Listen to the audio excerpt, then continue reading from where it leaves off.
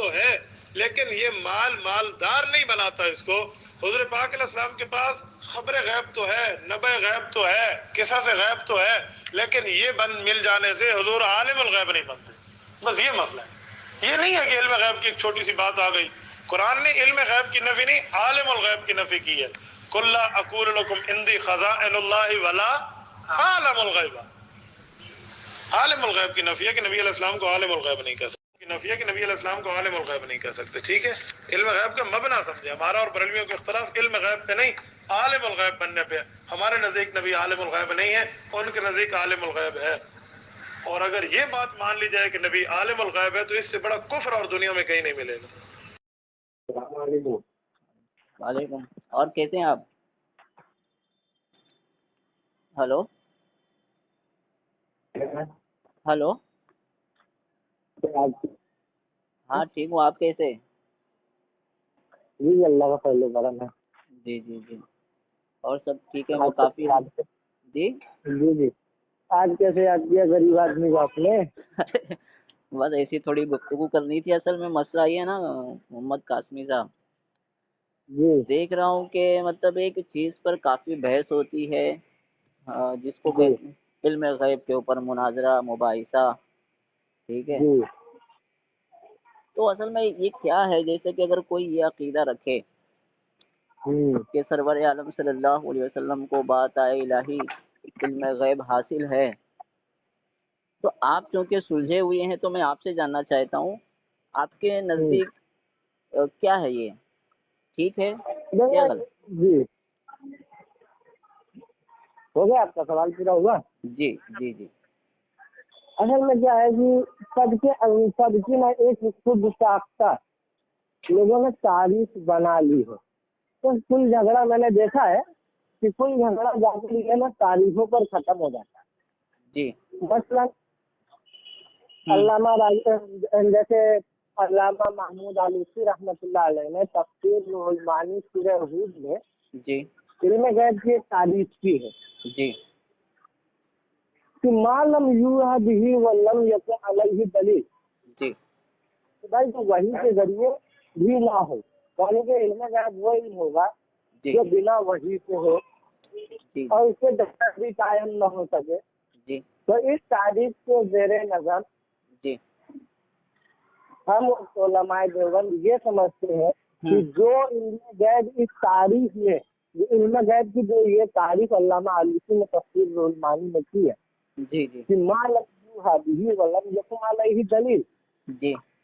بھائی وہی سے بھی اگر کوئی چیز اللہ کے نبی کو ملی ہے تو اس سے علم غیب کا اطلاع نہیں ہوگا. اچھا اچھا. تو مطلب آپ کا کہنا ہے کہ سرور عالم صلی اللہ علیہ وسلم کو بات الہی علم غیب حاصل نہیں ہے. میں نے وہی تو آپ کو کہا کہ سارا لفڑا ڈیفینیشن یعنی تعریف کا ہے. ابھی یہاں آپ بیچ میں ایک چیز لائے بعطائے الہی، تو جو بعطائے الہی ہے اس کو تو علامہ آلوسی رحمۃ اللہ علیہ نے نگلیکٹ کر دیا کہ بھائی جو عطا سے مل رہا ہے چاہے وہ وحی کے ذریعے ملے چاہے وہ اللہ کے نبی کو خواب کے ذریعے ملے، کیونکہ وہ بھی وحی کی ایک قسم ہے، تو وہ علم غیب نہیں ہے. مگر آپ کے یہاں جو تعریف ہے جیسا بھی آپ نے کہا کہ بھائی علم غیب بعطائے الہی، تو آپ یہ مانتے ہیں کہ بھائی اللہ کی عطا سے بھی جو ملے وہ بھی علم غیب میں داخل ہے. تو اگر آپ کے یہاں کی تعریف یہ ہو گئی، مطلب آپ کے یہاں کی تعریف یہ ہوئی کہ اللہ سے اللہ چاہے قلب میں اتارے، چاہے جبرائیل امین بھیجے، چاہے وہ خواب میں آوے، سب کے سب اللہ کی عطا سے ہو رہے. سب مانتے ہیں بھائی کہ اللہ کے نبی کو جتنا علم ہوا، یعنی کہ اللہ کے نبی کا جو علم ہے دنیا کے مقابلے میں ایک سمندر ہے اور دنیا کا علم سوئی کی نوک پر آنے والے ایک پانی کے برابر. تو جناب تھوڑا میں کچھ کہہ لوں، اجازت ہے؟ یہ جو میں نے کہا تھا نا کہ سرور عالم صلی اللہ علیہ وسلم کو علم غیب بات الہی حاصل ہے، اصل میں جو توضیح البیان ہے نا مرتضی حسن چاندپوری صاحب کی کتاب، اس کے اندر بھی انہوں نے لکھا کہ حفظ الایمان میں اس امر کو تسلیم کیا گیا ہے کہ سرور عالم صلی اللہ علیہ وسلم کو علم غیب بعطائے الہی حاصل ہے. سے تسلیم کیا گیا ہے توضیح البیان میں. جی سنیے نا، کیونکہ آپ باتیں سنتے ہیں، سمجھتے ہیں اور اپنے علم کے حساب سے بتاتے بھی ہیں، تو ایسی گفتگو مجھے پسند ہے، اس لیے میں آپ سے بات کرنے کو جو ہے پسند کرتا ہوں.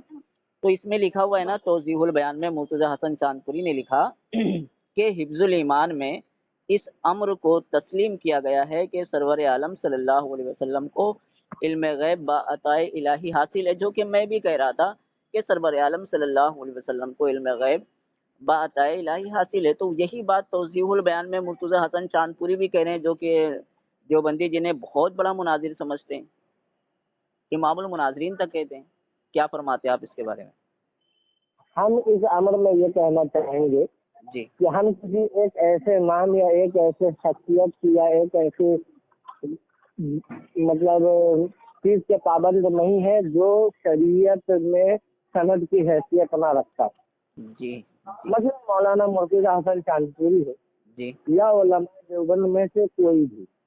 اچھا ہم 2 سیکنڈ، میرے اس کا بیٹری لو ہو رہا ہے، میں اس کو بند کر کے لائن پہ رہیے. جی جی جی جی تو ایئر بیگ سے نا میرا اس کا.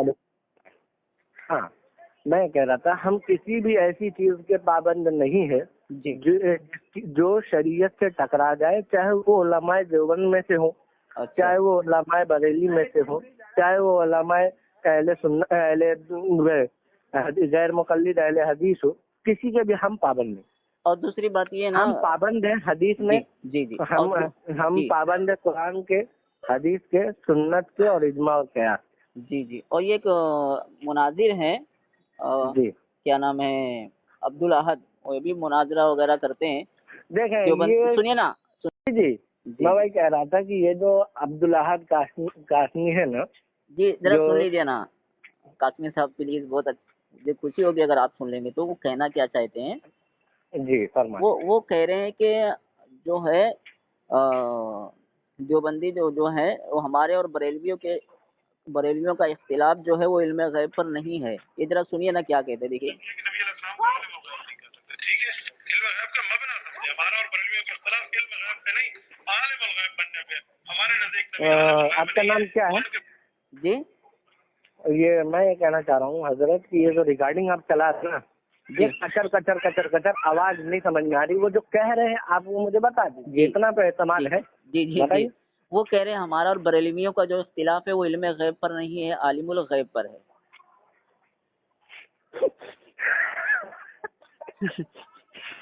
میں مطلب آپ سے یہ کہوں کہ میرے کو بھوک نہیں لگی ہے مگر میں کھانا کھاؤں گا. جی جی. آپ کیا سمجھیں گے؟ اور میں نے جو مرتضی حسن چاندپوری صاحب کا حوالہ دیا، چونکہ وہ بھی مناظر ہیں اور مناظر کی حیثیت سے جانے جاتے ہیں، اور مفتی عبدالاحد قاسمی صاحب جو ہیں وہ بھی مناظر کی حیثیت سے پہچانے جاتے ہیں. تو میں نے ایسے ویسے عالم کا بھی نام آپ کے سامنے یہ حوالہ نہیں دیا جو نہیں. میں دیکھیں میں ان چیزوں کا پابند نہیں ہوں، میں فقہ کا پابند ہوں. جی جی. عقائد میں امام اعظم کے الفقہ الاکبر کا، عقیدت الطحاویہ کا پابند ہوں. نعوذ باللہ کل کو کوئی آدمی غلط عقیدہ لے کر کھڑا ہو جائے تو کیا اس کے خلاف دارالعلوم فتویٰ نہیں دے گا؟ کہ ہاں بھائی دے گئی کہ بھائی یہ ہمارے عقیدہ طحاویہ اور وغیرہ میں اور الفقہ الاکبر میں یہ عقیدہ خلاف لکھا اس کے خلاف ہے. لہٰذا صحیح نہیں. ہم کسی مخصوص چیز کے پابند نہیں ہوتے، ہم انہی چیزوں کے پابند ہیں جو شریعت نے ہم پہ لگائے، کتاب اللہ، سنت رسول اللہ، اجماع اور قیاس. جی جی. کل کو میں ولو بالفرض جی آپ کل کو یہ بات لا کر ڈال دے ہمارے سامنے کہ مرتضی حسن چاندپوری جو چھوڑو کہ ہمارے حکیم الامت نے اگر کسی کتاب میں لکھا ہو کہ ہاں بھائی اللہ، آپ کو ایک دم ٹھنڈے مزاج سے بتا، اللہ کے علاوہ بتوں کو بھی پوجو، یہ ہمارے اوپر حجت نہیں بیٹھتا. اگر انہوں نے لکھا ہے تو ان کا حساب ان کے ساتھ ہوگا. جی. اور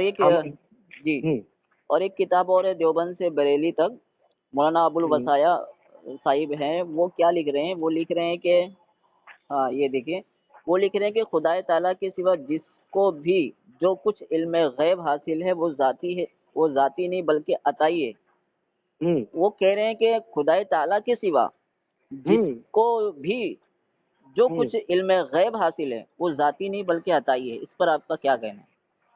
اس پر میرا یہی کہنا ہے کہ بھائی یہ آپ اس کو اس طرح سمجھے کہ بعض چیزوں کی تقسیم ہے نا بعد میں آنے والوں نے اپنے حساب سے کر لی. اچھا. مثلاً میں آپ کو بتا دیتا ہوں.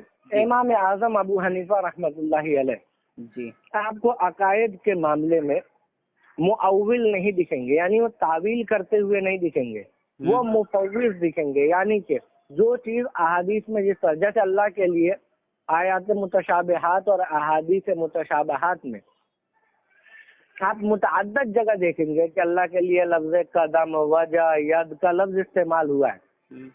تو امام اعظم ابو حنیفہ اور متقدمین علماء اور محققین کا جو رجحان رہا ہے وہ مفوض, یعنی کہ اس کو اسی طرح چھوڑ دیا جائے.